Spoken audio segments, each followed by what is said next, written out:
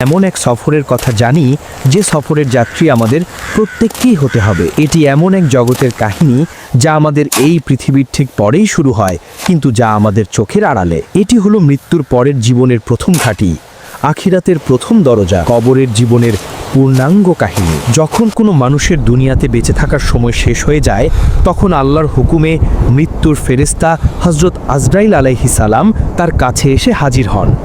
যদি মৃত ব্যক্তি একজন নেককার বা ভালো মানুষ হন, তবে ফেরেশতারা তার কাছে আসেন নূরের মতো উজ্জ্বল আর সুন্দর চেহারা নিয়ে।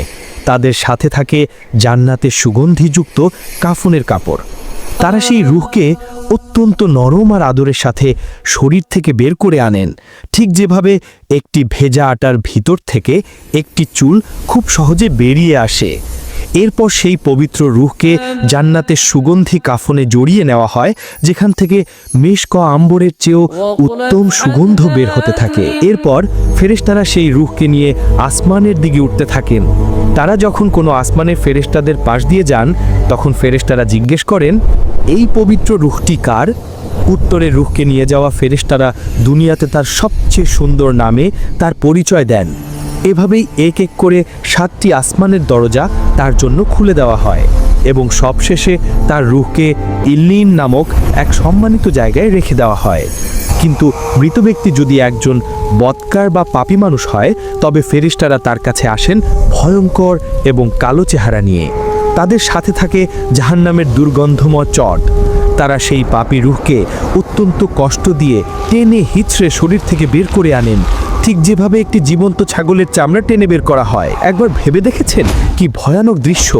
জীবন্ত ছাগলের শরীর থেকে চামড়া যখন টানা হয় কি রকম যন্ত্রণা হবে? ঠিক সেইভাবে ওই পাপীদের রূহ বের করা হবে। এতে শরীরের শিরা উপশিরাগুলো ছিঁড়ে যায়। এরপর সেই নাপাক রূহকে জাহান্নামের দুর্গন্ধময় চটে জড়ানো হয়, যেখান থেকে মরা পশুর চেয়েও জঘন্য দুর্গন্ধ বের হতে থাকে। ফেরেশতারা যখন সেই রূহকে নিয়ে আসমানের দিকে উঠতে থাকেন, তখন আসমানের দরজা তার জন্য বন্ধ করে দেওয়া হয়, তাকে ভেতরে ঢুকতে দেওয়া হয় না। এরপর তার রূহকে সিজ্জিন নামক এক অপমানজনক জায়গায় ছুঁড়ে ফেলা হয়। এরপর মৃত ব্যক্তির দেহকে যখন কবরে নামিয়ে রাখা হয় এবং তার আত্মীয় স্বজনরা তাকে মাটি দিয়ে চলে আসে, তখন এক ভয়ঙ্কর অধ্যায় শুরু হয়। মৃত ব্যক্তি কবরে শুয়ে থেকেও তার আপনজনদের পায়ের আওয়াজ শুনতে পায়। যখন কবরের কাছ থেকে শেষ ব্যক্তিটিও 40 কদম দূরে চলে যায়, তখন কবরের মাটি তাকে এমন জোরে দুই পাশ থেকে চাপ দেয় যে তার বুকের এক পাশের হাড় অন্য পাশের হাড়ের ভেতর ঢুকে যায়। এই চাপ থেকে কেউই রক্ষা পাবে না, সে যত বড় নেককারী হোক না কেন। এরপর শুরু হয় সেই আসল পরীক্ষা। কবরে সেই ভয়ঙ্কর মাটির চাপের পর হঠাৎ করে কবরের মাটি দুভাগ হয়ে যায় এবং আগমন ঘটে দুই ভয়ঙ্কর ফেরেশতার। তাদের নাম মুনকার এবং নাকির। হাদিসের বর্ণনা অনুযায়ী তাদের দেখতে অত্যন্ত ভয়ঙ্কর। তাদের গায়ের রং হবে নীল কালো, চোখগুলো হবে আগুনের গোলার মতো, আর তাদের কণ্ঠস্বর হবে বজ্রপাতের মতো ভয়ঙ্কর। তাদের হাতে থাকবে বিশাল এক লোহার হাতুড়ি। সেটি এত ভারী হবে যে দুনিয়ার সকল মানুষ মিলেও তা মাটি থেকে তুলতে পারবে না। তারা কবরের সেই লোকটাকে বসিয়ে দেবেন এবং এক ভয়ঙ্কর ধমকের সুরে জিজ্ঞেস করা শুরু করবেন। যদি মৃত ব্যক্তি একজন নেককার বা ইমানদার বান্দা হন, তবে তিনি এই ভয়ঙ্কর দৃশ্য দেখেও ভয় পাবেন না, কারণ আল্লাহ তার অন্তরকে শান্ত এবং দৃঢ় করে দেবেন। ফেরেশতারা তাদের বজ্রকণ্ঠে প্রথম প্রশ্ন করবেন, মান রব্বুকা, তোমার রবকে? ইমানদার বান্দা কোনো ভয় না পেয়ে অত্যন্ত শান্ত এবং দৃঢ় কণ্ঠে উত্তর দেবেন, রব্বি আল্লাহ, আমার রব আল্লাহ। এরপর তারা দ্বিতীয় প্রশ্ন করবেন, ওয়ামা দিনুকা, তোমার ধর্ম কি? তিনি উত্তর দেবেন, দিন ইয়াল ইসলাম, আমার দিন হলো ইসলাম। সব শেষে তারা আমাদের প্রিয় নবী হযরত মুহাম্মদ সাল্লাল্লাহু আলাইহি ওয়াসাল্লামের দিকে ইশারা করে তৃতীয় প্রশ্নটি করবেন, ওয়ামা কুনতা তাকুলু ফি হাযার রাজুলু, এই ব্যক্তি সম্পর্কে তুমি কি বলতে? ইমানদার বান্দা উত্তরে বলবেন, হুয়া রাসূলুল্লাহ, তিনি আল্লাহর রাসূল। ফেরেশতারা আবার জিজ্ঞেস করবে, তুমি কিভাবে জানলে? সে উত্তরে বলবে, আমি আল্লাহর কিতাব পড়েছি, তার উপর ঈমান এনেছি এবং তাকে সত্য বলে জেনেছি। এই 3টি প্রশ্নের সঠিক উত্তর দেওয়ার পর আসমান থেকে এক গায়েবী আওয়াজ আসবে, আমার বান্দা সত্য বলেছে, তার জন্য জান্নাতের একটি বিছানা বিছিয়ে দাও, তাকে জান্নাতের পোশাক পরিয়ে দাও এবং তার জন্য জান্নাতের একটি দরজা খুলে দাও। সাথে সাথেই তার কবরকে 70 হাত প্রশস্ত করে দেওয়া হবে এবং তার কবরটা জান্নাতের আলো আর সবুজে ভরে যাবে। জান্নাত থেকে তার কবরের মধ্যে সুগন্ধি বাতাস আসতে থাকবে। এরপর তার কাছে একজন অপরূপ সুন্দর চেহারার ব্যক্তি আসবেন, যার শরীর থেকে সুগন্ধ বেরোতে থাকবে। মৃত ব্যক্তি তাকে জিজ্ঞাসা করবেন, তুমি কে? তোমার চেহারা এত সুন্দর কেন? সেই সুন্দর ব্যক্তি উত্তর দেবেন, আমি তোমার নেক আমল, আর আল্লাহ আমাকে পাঠিয়েছেন, আজ থেকে আমি তোমার সঙ্গী, তোমার কোনো ভয় নেই। এরপর সেই ইমানদার বান্দা আল্লাহর কাছে দোয়া করবেন, হে আল্লাহ, দয়া করে তাড়াতাড়ি কিয়ামত কায়েম করুন, যাতে আমি আমার পরিবার এবং জান্নাতের অফুরন্ত নিয়ামত উপভোগ করতে পারি। তাকে বলা হবে, তুমি শান্তিতে ঘুমাও, কিয়ামতের আগে পর্যন্ত তোমাকে কেউ বিরক্ত করবে না, তোমার ঘুম ভাঙবে কিয়ামতের দিন। আর এভাবেই কিয়ামত পর্যন্ত তার কবরটি হয়ে যাবে জান্নাতের বাগানগুলোর মধ্যে একটি বাগান। কিন্তু যদি মৃত ব্যক্তি একজন বদকার বা পাপী মানুষ হয়, তবে মুনকার নাকিরের ভয়ঙ্কর চেহারা দেখেই তার আত্মা শুকিয়ে যাবে, ভয়ে সে থরথর করে কাঁপতে থাকবে। ফেরেশতারা যখন তাকে বসিয়ে প্রথম প্রশ্ন করবেন, মান রাব্বুকা, তোমার রবকে, ভয়ে আর আতঙ্কে তার মুখ দিয়ে কোনো কথা বের হবে না। সে তোতলানো গলায় বলবে, হা হা লা আদরি, হায় হায়, আমি তো কিছুই জানি না।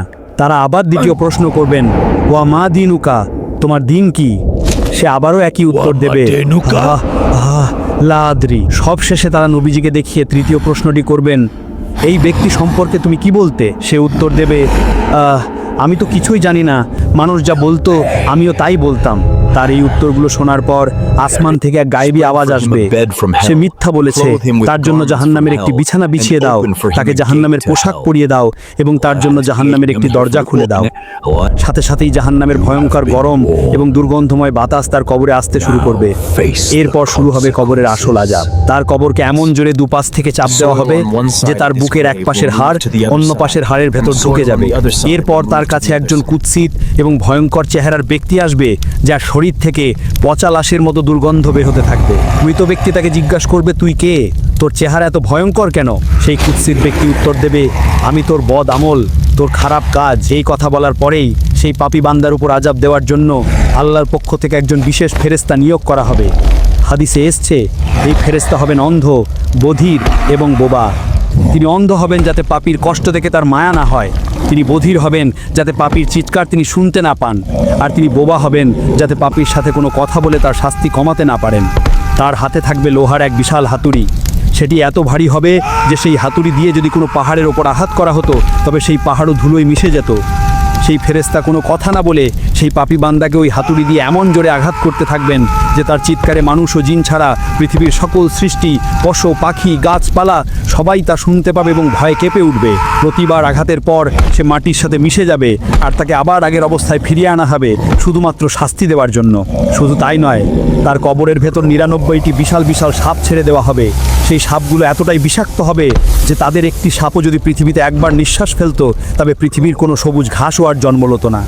সেই সাপগুলো কিয়ামত পর্যন্ত তাকে অবিরাম ধ্বংসন করতে থাকবে এবং তার শরীরকে ছিঁড়ে খুঁড়ে খেতে থাকবে। আর এভাবেই কিয়ামত পর্যন্ত তার কবরটি হয়ে যাবে জাহান্নামের অসংখ্য গর্তগুলোর মধ্যে একটি ভয়ঙ্কর গর্ত। এভাবেই মৃত্যুর পর কবরের জগতে মানুষ তাদের দুনিয়ার জীবনের প্রথম ফলাফল পেতে শুরু করবে। কারোর জন্য কবর হবে জান্নাতের বাগান আর কারোর জন্য হবে জাহান্নামের গর্ত। কিন্তু কবরের এই শাস্তি বা শান্তি শেষ নয়, এরপর আসবে সেই কিয়ামত এবং তারপর হাসরের মাঠ, মিজান ও পুলসিরাতের পরীক্ষা। যদি কবরের এই জীবনের কাহিনী আপনার হৃদয়কে স্পর্শ করে থাকে এবং আপনাকে আখিরাতের জন্য প্রস্তুত হতে সাহায্য করে, তাহলে ভিডিওটিতে একটি লাইক দিন এবং আপনার প্রিয়জনদের সাথে শেয়ার করে তাদেরও সতর্ক করুন। আমাদের চ্যানেলটি সাবস্ক্রাইব করে ইসলামের এমন আরও গুরুত্বপূর্ণ বিষয় সম্পর্কে জানতে আমাদের সাথেই থাকুন।